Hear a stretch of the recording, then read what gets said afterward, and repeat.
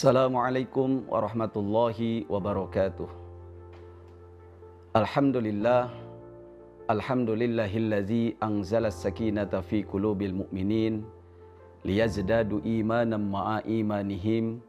Ashhadu an la ilaha illallahul malikul haqqul mubin wa ashhadu anna Muhammadan abduhu wa rasuluhu shadiqul wa'dul amin.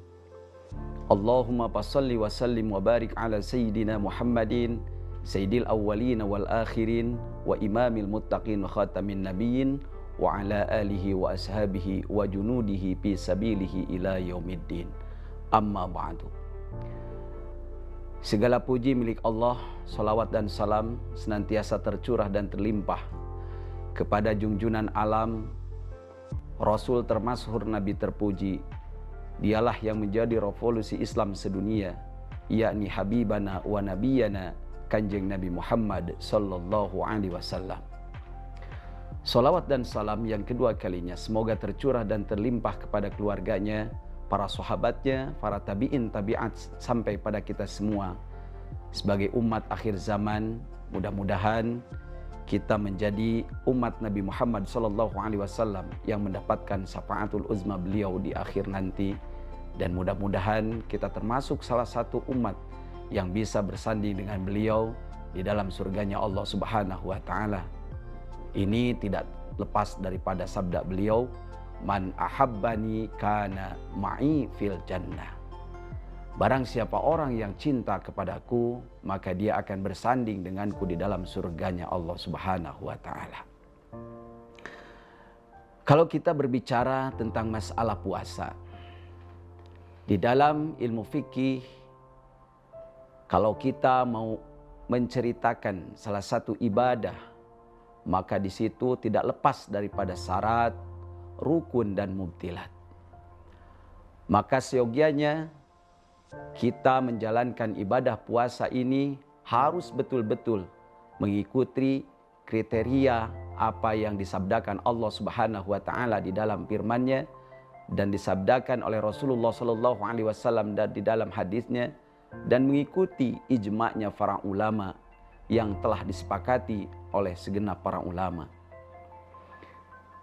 Insya Allah pada kesempatan yang mulia ini, izinkan saya untuk berbicara tentang masalah puasa.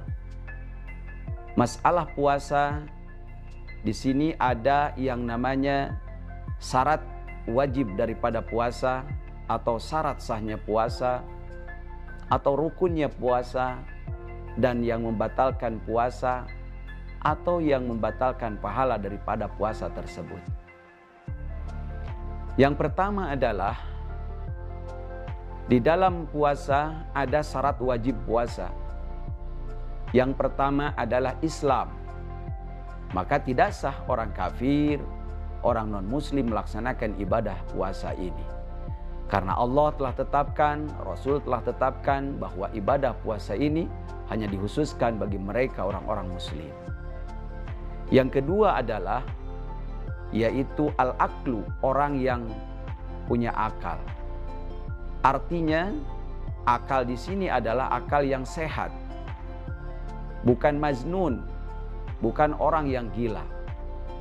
Orang yang gila, orang yang punya akal tetapi akalnya tidak sehat, maka tidak diharuskan dan tidak diwajibkan mereka melaksanakan ibadah puasa. Tetapi di sini yang dianjurkan adalah orang yang punya akal yang sehat. Yang ketiga syarat wajibnya puasa adalah orang yang sudah baligh akil. Kalau kita melihat dalam salah satu kitab fikih, maka untuk laki-laki baligh akil dimulai daripada khamsa asarota sinina, yaitu 15 tahun. Bagi perempuan adalah tis'a sinina, yaitu 9 tahun.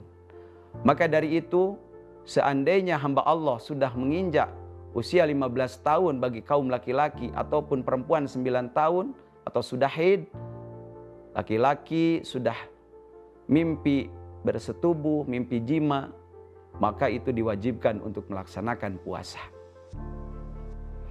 Yang keempat adalah yang diwajibkan, syarat wajib untuk berpuasa, mereka ya'lamu ma wajaba as-saum. Mereka yang mengetahui tentang masalah saum. Apa itu saum? Ada berapa syarat saum? Ada berapa syarat sahnya dan rukunnya? Mereka yang mengetahui, maka mereka diwajibkan untuk melaksanakan ibadah puasa. Yang kedua, di dalam ibadah puasa, poin kedua, ada yang namanya syarat sahnya puasa. Syarat sahnya puasa, yang pertama, mereka yang suci dari haid, mereka yang tidak nifas, mereka yang tidak wiladah. Maka orang-orang yang ada dalam keadaan suci, wabil khusus bagi kaum perempuan, maka ini menjadi syarat mutlak sahnya untuk saum. Yang kedua adalah syarat sahnya saum, syarat sahnya puasa, yaitu berniat. Di dalam ilmu fikih, niat puasa ini beda dengan niat-niat ibadah yang lain. Salah satunya adalah ibadah sholat. Kalau ibadah sholat, maka niat itu adalah muftatahatun bitakbir. Diawali dengan takbiratul ihram, maka ketika kita mengucapkan takbiratul ihram, maka diharuskan dan diwajibkan menurut ulama Syafi'iyah, madhab Syafi'iyah, niat itu di dalam hati diiringi ketika takbiratul ihram. Tetapi di dalam saum, di dalam berpuasa, niat ini adalah at-tabiid. Di dalam fikih ada bahasa at-tabiid. At-tabiid ini adalah dimalamkan. Artinya, kalau kita lihat beberapa referensi dalam ilmu fikih, niat puasa ini boleh ketika kita niat sesudah berbuka puasa, atau kita niat di malam hari, atau kita niat sesudah tarawih, atau kita niat sesudah sahur, maka itu boleh. Yang tidak sah ketika niat puasa adalah kita niat sesudah imsak. Maka kalau orang berniat puasa sesudah imsak atau waktu subuh, apalagi siang hari, maka puasanya tidak sah. Ini adalah syarat mutlak sahnya puasa, yaitu berniat di malam hari.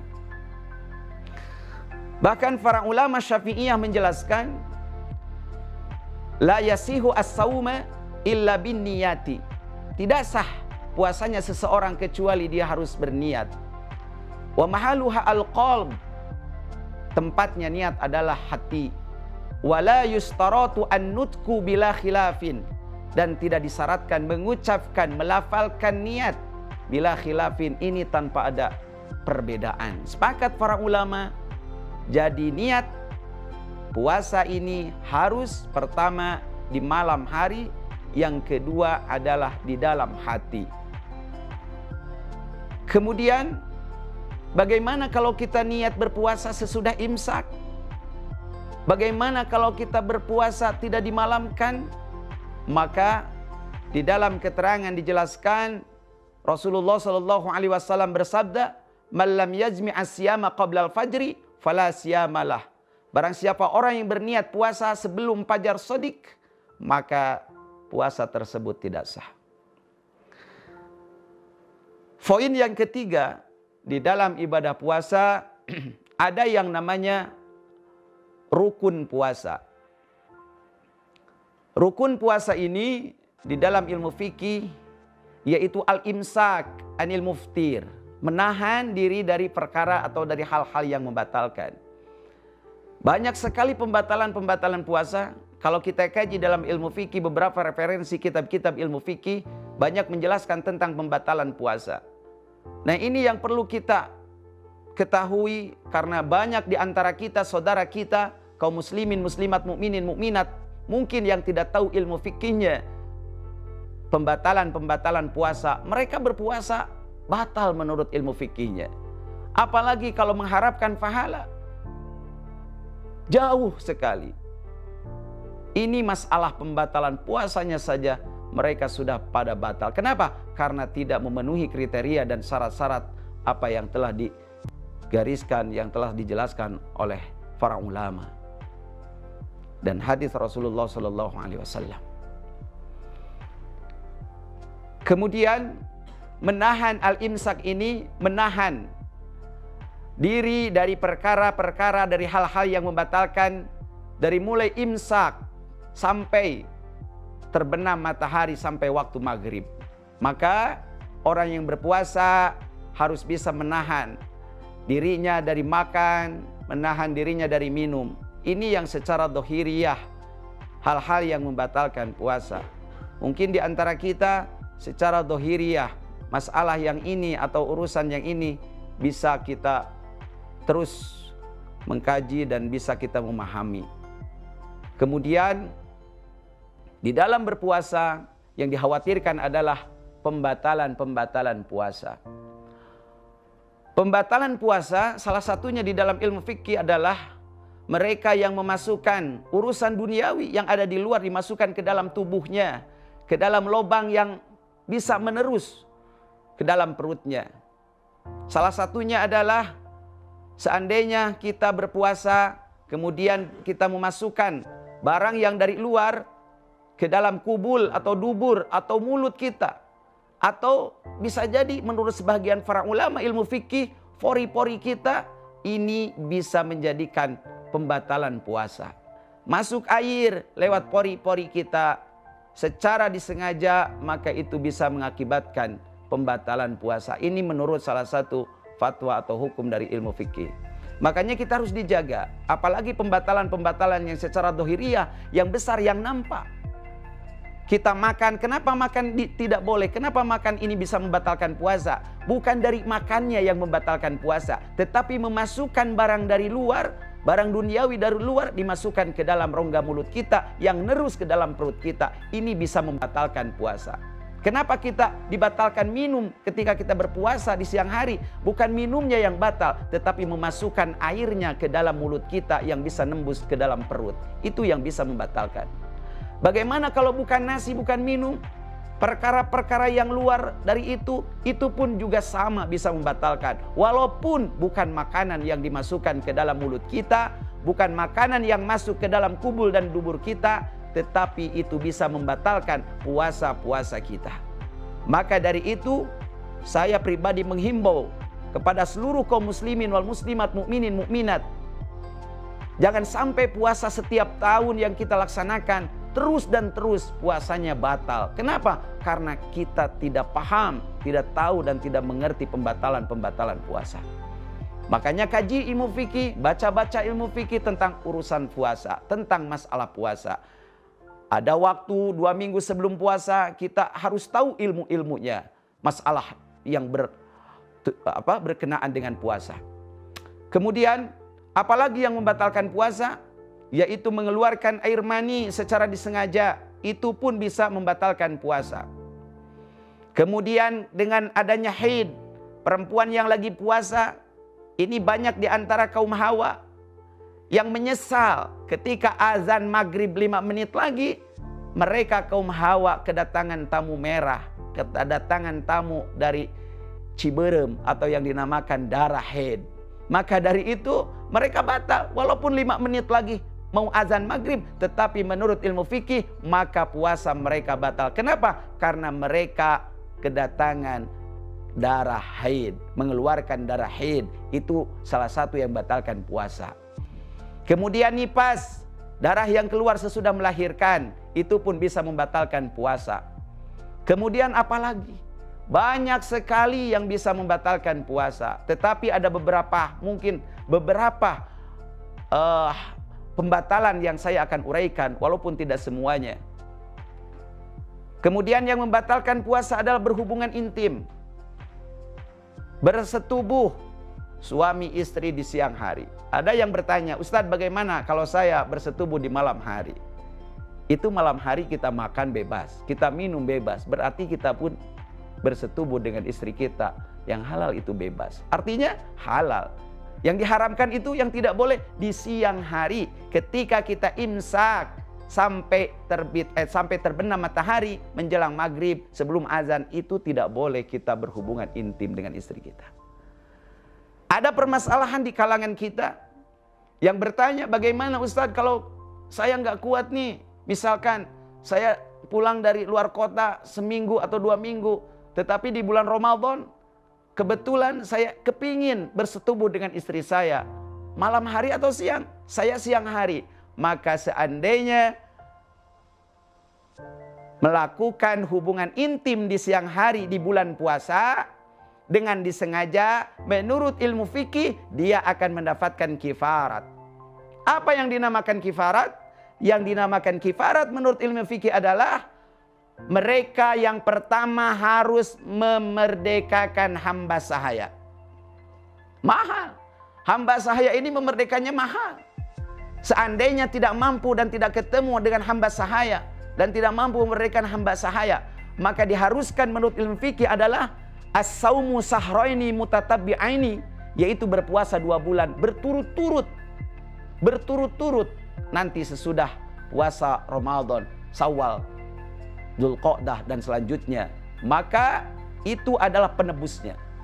Seandainya tidak mampu, maka yang ketiga pilihan terakhir yaitu it'amu sittina miskin, yaitu memberikan 60 makanan kepada fakir miskin. Atau di situ para ulama ilmu fikih menjelaskan 60 mud, satu fakir miskinnya mendapatkan 1 mud. Kenapa demikian?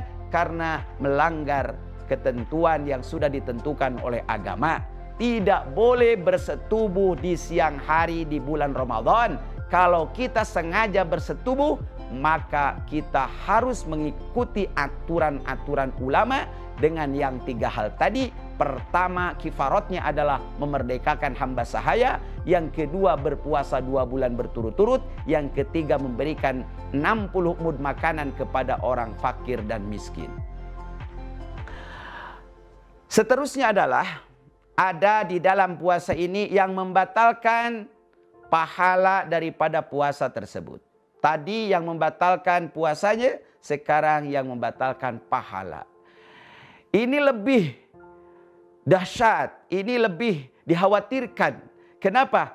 Karena banyak kaum muslimin wal muslimat dengan puasanya, mereka merasa puasa itu diterima. Bahkan Rasulullah menjelaskan di dalam hadisnya, kam min so'imin laisa min siyami ilal juwal az. Banyak sekali di antara kaum muslimin wal muslimat yang melaksanakan puasa tetapi tidak mendapatkan pahala, hanya mendapatkan lapar dan dahaga saja. Apa saja yang membatalkan pahala puasa? Khususnya bagi saya sendiri, ini betul-betul harus terus dikoreksi karena kita setiap tahun puasa. Karena puasa adalah ibadah yang sangat istimewa. Pahalanya dilipat gandakan oleh Allah Subhanahu wa taala. Apalagi yang berhubungan dengan sedekahnya, dengan tilawahnya, berhubungan dengan kebaikan-kebaikan di bulan puasa, Allah tingkatkan, Allah lipat gandakan. Bahkan wallahu yudha'ifu liman yasha, Allah melipat gandakan dengan tiada batas. Maka dari itu koreksi bagi kita semua. Ini pembatalan pahalanya. Kita puasa tidak batal. Dari mulai imsak sampai terbenam matahari sampai maghrib kita tidak minum, kita tidak makan. Tetapi kita pahalanya batal, pahalanya hancur, pahalanya tidak ada. Ini kerugian yang sangat besar. Makan tidak, minum tidak, tetapi pahalanya tidak ada di hadapan Allah Subhanahu wa taala. Rasulullah bersabda, tubtilus saum khamsata asya, yang membatalkan pahala daripada puasa ada 5 perkara, ada 5 poin. Yang pertama adalah al-kidb. Al-kidbu membohong. Kalau kita membohong ketika kita berpuasa, baik di bulan Ramadan maupun puasa sunnah, maka pahala daripada puasa kita tidak ada di hadapan Allah Subhanahu wa taala. Puasanya sah, tapi pahalanya tidak ada. Kenapa? Karena kita ketika puasa melakukan al-kidbu, yaitu berbohong. Maka dari itu, jagalah mulut kita untuk tidak berbohong di bulan puasa.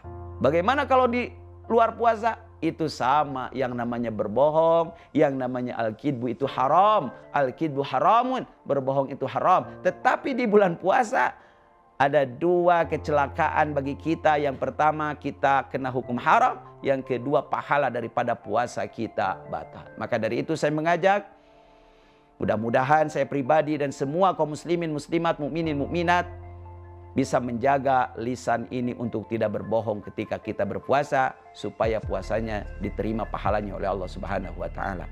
Yang kedua adalah ketika kita berpuasa al-ghibah. Kita gibah.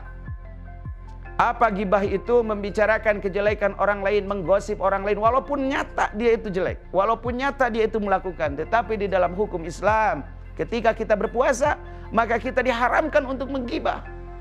Bagaimana kalau luar puasa? Luar puasa hanya kita punya hukum haram, tetapi di puasa punya dua double kita kerugian. Haram, yang kedua adalah kita pahala puasa tidak ada.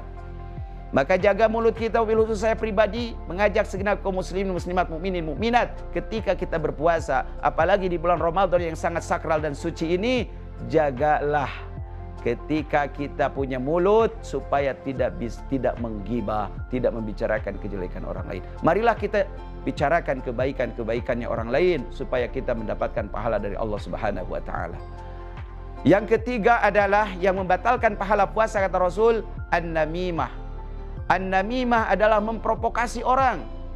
Kalau istilah bahasa Sunda, ngadu dombakeun seseorang. Si A sama si B yang tidak salah, akhirnya oleh si C diadu dombakeun, diprovokasi. Jadi dia berantem, jadi dia memfitnah satu sama lain. Jadi dia menjelekan satu sama lain. Padahal si A dan si B tidak punya salah. Kenapa berantem? Kenapa dia jadi suuzon dua-duanya? Kenapa dia saling punya firasat tidak baik? Karena ada si C yang provokasi, namanya namimah. Ini di dalam bulan puasa bisa membatalkan pahala puasa kita. Yang keempat, kata Rasulullah SAW, yang bisa membatalkan pahala puasa adalah al-yaminul ghammus. Apa yaminul ghammus? Yaitu sumpah yang palsu. Yang kelima, an-nadru bisyahwati, yaitu melihat lawan jenis dengan syahwat. Maka dari itu, semua yang saya bahas, semua yang saya uraikan, yang membatalkan pahala puasa yang 5 ini yang disabdakan Rasulullah SAW, mudah-mudahan kita bisa menjaga di bulan Ramadan yang suci ini. Dan mudah-mudahan ibadah puasa kita dari mulai awal puasa tanggal 1 sampai akhir nanti menjelang Idul Fitri, mudah-mudahan puasa kita sah menurut ilmu fikihnya, dan puasa kita sah dan pahalanya diterima oleh kita di hadapan Allah Subhanahu wa taala. Kaum muslimin wal muslimat yang dimuliakan Allah Subhanahu wa taala, mungkin pembicaraan saya tidak bisa panjang lebar karena insya Allah nanti saya akan sambung lagi dengan materi-materi yang lain. Kalau ada kata yang salah dari pribadi, saya pribadi mohon maaf yang sebesar-besarnya. Kalaupun hukum yang saya uraikan salah, mudah-mudahan Allah bisa memaafkan kepada saya. Aqulu qouli hada, wassalamualaikum warahmatullahi wabarakatuh.